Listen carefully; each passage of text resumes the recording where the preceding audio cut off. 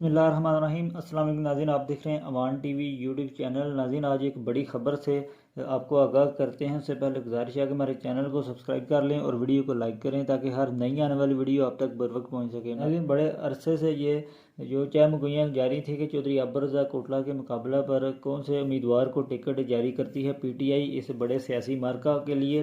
तो आज आपके साथ शेयर करते चलें कि टिकट जो है वो बदर ख़ानदान को ही दोबारा मिला है। लियाकत बदर एक्स MPA उनके बेटे को जारी किया गया है ये टिकट। गुज़श्ता दिनों ये भी ख्याल था कि शायद चौधरी नासिर छपर को टिकट जारी कर दिया जाए, जो कि एक अरसा दराज से PTI के साथ मुंसलिक हैं, लेकिन इस बार भी ऐसा नहीं हुआ और चौधरी नासिर छपर जो हैं उनको इस बार टिकट जारी नहीं हुआ और चौधरी लियाकत बदर जो हैं उनके बेटे को टिकट जारी कर दिया गया है।